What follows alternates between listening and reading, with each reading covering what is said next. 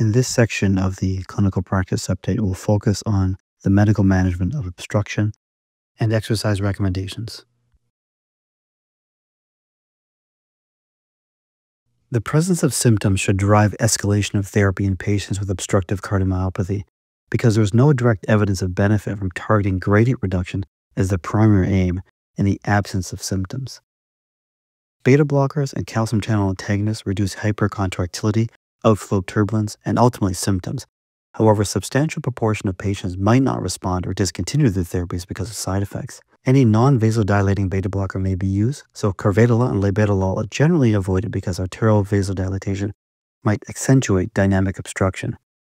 Non-dihydropyridine calcium antagonists such as rapamycin and diazepam might be alternatives in patients intolerant of beta blockers and have demonstrated reductions in gradients, improved diastolic filling, and reduction in subendocardial ischemia. They should also be avoided in the presence of LV dysfunction. Disopyramide, a class 1 antiarrhythmic drug, has been the mainstay of HCM medical therapy for years. It has been shown to reduce gradients and decrease symptoms in patients with obstructive cardiomyopathy. Its use might be limited by side effects, and unfortunately, many patients have reported reduction in efficacy over time. Cardiac myosin inhibitors is a new drug class. Mavacamten is the first CMI approved by Health Canada for treatment of adults with obstructive hypertrophic cardiomyopathy. It decreases the excess availability of myosin heads to form cross bridges with actin molecules, thereby reducing the excessive force of contraction and impaired relaxation that are hallmarks of HCM. By leaving more of these heads in the super relaxed state, the drug also promotes a more energy-efficient environment at the sarcomeric level. In Explore HCM, patients with NYHA class 2 to 3 symptoms and obstructive HCM improve their peak VO2 and NYHA class as well as quality of life with mavacamten. As well, on Valor HCM, patients with obstructive hypertrophic cardiomyopathy with intractable symptoms referred for septal reduction treatment actually had a significant reduction in requiring septal reduction treatment using mavacamten. Because the drugs are designed to reduce excess cross-bridge formation, some reduction in LVEF is expected. So treatment with mavacamten currently includes echocardiographic surveillance every month for the first 3 months and every 3 months thereafter. Mavacamten should not be used in patients with ejection fraction less than 55%. It should be temporarily discontinued if the EF drops to less than 50% during follow-up.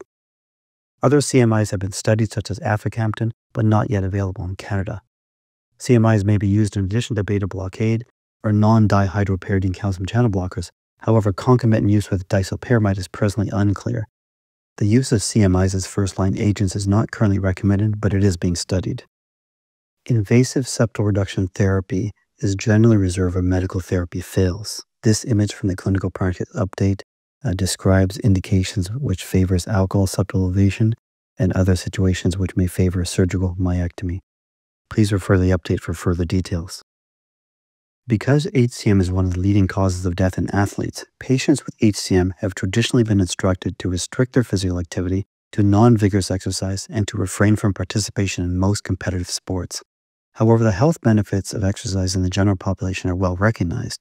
The LIVE HCM prospective observational cohort study reported on the safety of exercise in patients with HCM. Patients with HCM who exercise vigorously did not experience a greater risk of events compared to patients who did exercise vigorously, including competitive athletes. Considering the mounting evidence suggestive of the safety of vigorous exercise and the potential benefits of exercise training, a more permissive approach to exercise is recommended for patients with HCM. Patients who wish to engage in vigorous exercise, especially those contemplating competitive sports participation, should be referred to specialized HCM experts. Moderate exercise should be recommended for all stable HCM patients.